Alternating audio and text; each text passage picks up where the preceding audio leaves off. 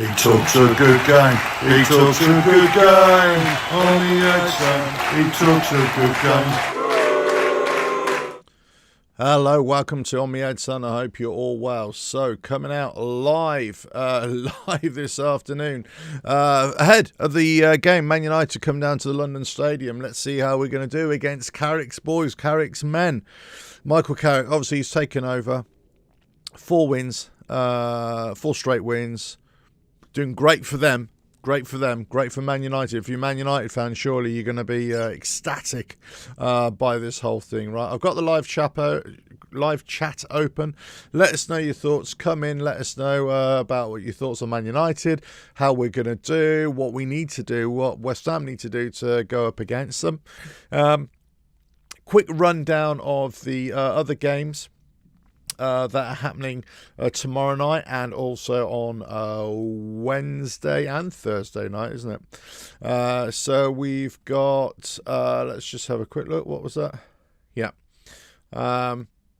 So we've got tomorrow night, Tuesday the 10th, Chelsea at home to Leeds. That's going to be a tough one for Leeds. Hopefully, well, for a West Ham perspective, you want Chelsea to win, right?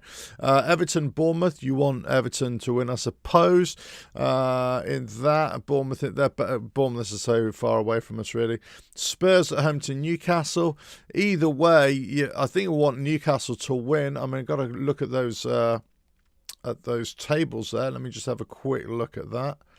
The tables. Who's on top? Newcastle. Newcastle 12th. Yeah, so a Newcastle win. I'll go for them. A Newcastle win to beat Spurs, whether it will or not. Obviously, West Ham, we've got to beat Man United. Wednesday night, Villa at home to Brighton. Yeah, it doesn't really matter. Palace to Burnley. Go for a Burnley win there. That would help us out a little bit. Man City, Fulham. Again, Man City to win there. Forest, Wolverhampton Wanderers. You want Wolves to win there. Sunderland, Liverpool. Yeah, I mean, again, that's a fixture that doesn't really have any implications for us. And Brentford, Arsenal, again, doesn't really have any implications for us. That's a Thursday game as well. Let us know your thoughts here. What happens? Look, we know what Man United are. We know they've been a basket case of a club for many, many years. But it does appear that Carrick has basically just said to him, let's just play simple football. Let's just play attacking football. Let's just play football with a Manchester United identity. Whilst they're not 100% there, of course they're not. He's only had 4 or 5 games or whatever it is. But he's got them winning. He's got them scoring, he's got them winning, he's got them, playing with a smile on their face, bit of unity. And that says a lot for the way Man United have been playing for years and years and years. And I'm not saying Carrick is the man to do it, to take them forward, of course. But what I'm saying is he's done a fantastic job. He's just gone in there and taken away all the noise, it seems, and said, look, just go and play football. Just do this. Let's have some tactics. Let's do. But they're doing well. So that's ominous for them coming into us on tomorrow night, isn't it? I mean, it's ominous. But at the same time, we've turned it around as well. Okay, let's ignore the Chelsea result. 3 wins out 4. For us, not bad at all, right? 3 wins out of 4, putting that cuppa in, 4 wins out of 5. So doing all right. And the football on the whole has been markedly improved. The formation has changed, pretty much 4-4-2, as I've already said in the past. Players have come back into form. They're allowed to play. We've got rid of a lot of the dead weight in the squad that wasn't performing or wasn't even playing. We've got the troubled players. I'm not saying they were trouble, but the troubled players in the likes of Paqueta, they've gone, of course. Brought in a couple of players. It's given everybody a lift. And of course, we talk about Nuno turning things around a little bit. But also his number 2, Paco Gemes. He's come in and he plays on the front foot, or he wants to play on the front foot as well. So, whatever's happening, whatever dynamic is happening behind the scenes, it appears that is translating onto the pitch as well. Defensively, we're looking a lot better. Still problems there. And and again, I always say, let's just be careful how we're analysing how our success is at the moment, because going up against a better team, they could put us to the sword. Now, the case in point is when we played Chelsea, right? Fantastic first half, leading 2-0, lost 3-2, and we pretty much let them come on to us in the second half. And poor substitutions again, that I believe cost us the game. This is Nuno ball again, right? This is Nuno. This is exactly what I keep on saying in terms, a leopard doesn't change its spots. You're always going to have that with Nuno. Hopefully Paco Gemes coming in there, he's the foil for him, or he's the antidote for whatever Nuno wants to do. So the point here is that as soon as we're coming up against a better team, we might be playing well. In fact, we might be playing just as well as we have been playing. But we have to sustain that for a full game, especially when Man United are playing, because they always have, they used to have Fergie ball going into added time. Now, obviously, they've got Carrick ball going into added time as well with their win against Fulham. So it's exactly the same kind of thing. But you've got to show how good you are against the better teams, or the teams that are in form. Man United are definitely in form. West Ham, we're in form. But you got to say, well, who have we played? Who have they played? I'm not sure if that's totally relevant. You can only win or play who's in front of you. But we've got to come. We've got to show up and play the whole 90 minutes. And hopefully, if we take it to them, if we put them under pressure, just like any other team, we've got a really good chance of winning. We had Somerville banging them in for fun right now. Fantastic. We've got, let me just address that. We've just got Bowen coming alive. Okay, Tati, great goal the other night or the other afternoon. So we've got players that are in there. Starting to put Fernandes. I think Fernandes, as we can all agree, Fernandes has been a revelation this season. Been fantastic. The other afternoon, I thought he was fantastic again. Him and Souček, I thought played really, really well in the middle there. I wouldn't be surprised if they start again. But whilst it was a slightly negative change from Nuno in the second half, he had to shore it up a little bit. At least he didn't go for defensive change or to add an extra defender on. He brought on Potts, which was a good thing to do, right? Which is a good thing to do. This is what I was saying before. If you're going to change from a more attacking to a more defensive setup, don't put on another defender. You bolster up midfield. That's what you want to do, so that it stops the pressure coming onto you, breaking through midfield onto your defence. So you can put the pressure, keep on putting a kind of pressure, if you will, on the opposition. So look, I think it'd be very interesting to see how he matches up against Carrick in terms of styles, in terms of attacking intent. But look, hopefully we can do it. Let's have a look at a couple of the comments here. Max said, hello. What I learned from watching Man U's last match was that we need to keep 10 men on the pitch, and that's have half a chance of beating Man United. Yeah, exactly. I mean, I did say this about Potts the other day, and I hope I'm not right. I just got to say this. I hope I'm not right. But he's got to watch his tackling. He's got to watch his tackling and making sure that he's getting, if he's not getting the ball, he's got to make sure that it's perceived as a 50-50 ball, and it wasn't, he's just got to be careful, because he's coming in a little bit late at times and he's taking out the man. And that means cumulative fouls, yellow cards, so on and so forth. So, yeah, he's got to be careful of that. Here we go. If we can mark man to man, so the defence have personal responsibility and give the forwards of freedom to worry their defence. Yeah, exactly right. I just wonder. I mean, look, Dizazi, I thought the other day was really good. I thought Mavropanos was really good as well. I'm assuming the back four are going to stay the same. Juve starting left, Wan-Bissaka starting right. Any issues with those two, then obviously you got Kyle Walker, Peters and Scarves to fill in if they have to. But I would imagine the back four will be the same. The question for me would be, is Areola going to start? That would be the question. What is the issue here? Is Areola going to start, or is he going to stay with Hermansen? I didn't think Hermansen had a terrible game. I thought he actually had a decent game. But the first half especially, first 60 minutes actually, he made me feel nervous. And he still will make me feel nervous. I wouldn't be surprised if it's the same starting lineup. Again, Wilson didn't have the greatest of games, but at the same time, he didn't have a terrible game. He was occupying the right space. He was making the right runs. It's just that the ball, he just wasn't able to get into the game. But I wouldn't be surprised if Tati and Wilson start again. I thought it was a decent, front two up there. I thought they worked well. Tati especially was fantastic. Got that great goal. I'm with you. We've got to take this game to Man United, and we've got to frustrate them to not let them come at us.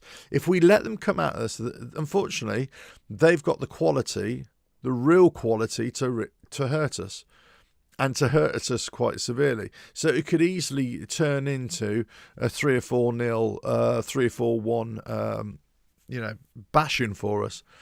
But if we can get at them, get Somerville on the ball, play some free-flowing football, put some of those crosses in, those early crosses in, like that Juve cross that he put in for Tati.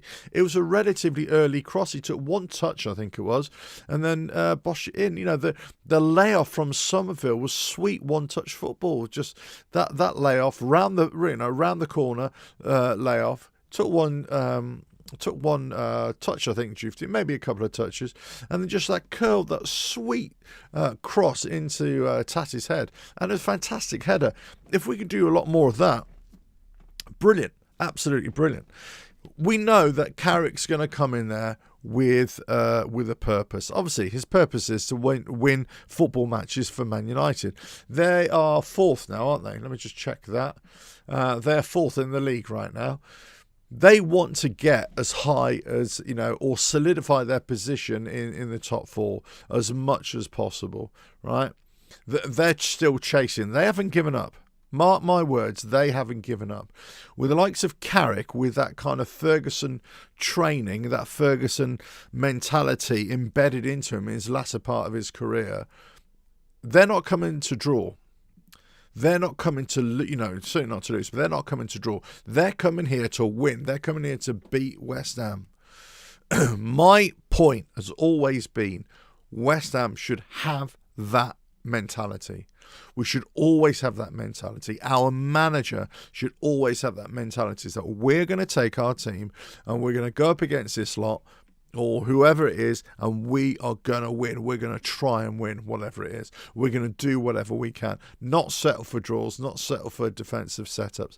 My fear here is that Nuno all of a sudden thinks, do you know what?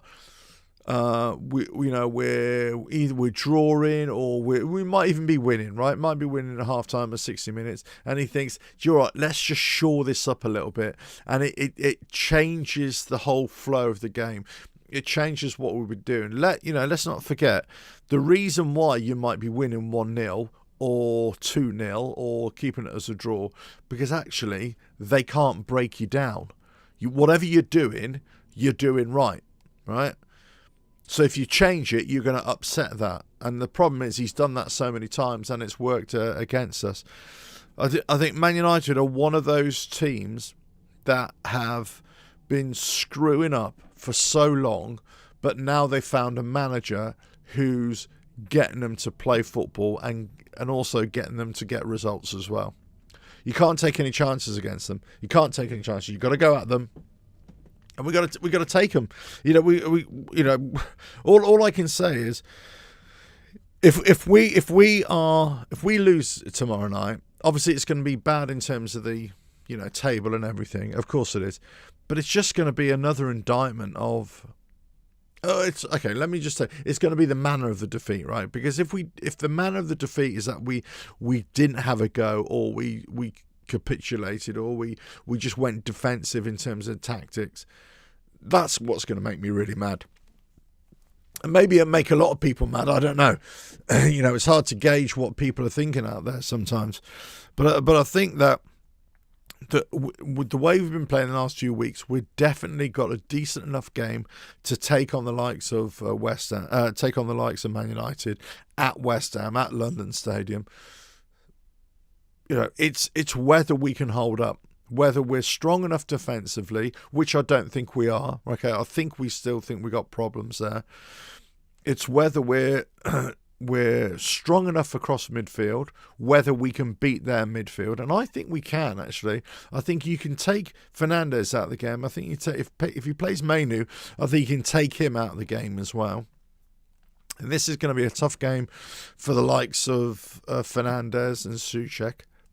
That being said, when I talk about like for like, probably in this game I would start Fernandes and Potts actually to counteract what Man United are going to try and do in midfield.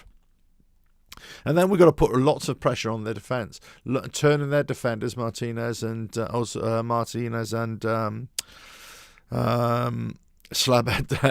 We got to turn them inside out basically. If Wan-Bissaka could have a great game, that'd be great for him to have one up against his old team as well. Yeah, so look, we've got to go. Melkster, would a point be any good? Let me just put that up for you there, mate. Would a point be any good? Personally, I don't think. Well, points win prizes, right? Points are always cumulative. Yeah, okay. So in that respect, yes, a point is better than no points at all, right? So from that point of view, but it's not good enough. I suppose the point is, it's not good enough at this stage. As I said in a previous video, previous live show, our time is getting less and less and less. So we have to maximise those points as early as possible, especially considering the look of this will be terrible if we get a draw or lose, and then Forest go and beat Wolves, so it goes back to 6 points again. That's the problem. If it goes back to 6 points again, then it's like, again. And then we got the FA Cup game, so we got a week layoff from the league, as it were. But it's almost like we need to get back in there as soon as possible to try and bring it all back. But very. We need a win. I'd be very. Would I be destroyed if we came away with a draw? No, of course not. It'd be a well-earned point. Now, of course, it depends on the nature of the game, right? It depends whether we could have beaten them, whether we should have beaten them, all that sort of stuff, and whether the tactics Nuno employs, whether he's will allow us to do that. But in terms of the overall picture, no, we need wins. We need wins. Let's looking at the table here. Yeah, I got an interesting comment from somebody. He must have been a Newcastle fan when I was talking about the last video, the video before, about all the teams above us, and we need them to lose, and we need them to lose in their upcoming games, so that brings us closer together. What I never did I say at any stage. I mean, I don't know why people think I say these things. It's ridiculous. That any of the teams above us are going to get relegated. The point is that you want them to lose. You want them to have a bad run of form, so they get nervous, so they pulls them into that bottom half of the table, and all the points are very close, so that one victory here, 1 point here or there, makes all the difference. So if we take, between us and Newcastle, that's 10 points, right? Over the next 13 games, that's quite a lot, right? But if they start losing all their games, and Palace and Brighton and Spurs, and it gets very nervous for everybody. But the same token, West Ham have got to keep on winning. So as long as West Ham, but you could argue Burnley and Forest and Leeds, they keep on winning, Newcastle, Palace, even Bournemouth to a certain degree, keep on losing, all of a sudden it gets very tight again. That's the point I was making. I didn't say at one stage that any of the teams above us are going to get relegated. Actually, what I'm saying, I've always said, it will be a miracle still if we get out of this. But I do believe that the way we're playing, that we've got a chance when we're playing well to get out of this now. But the fear is that Nuno would always revert to type and go defensive when we should be on the attack. Yeah.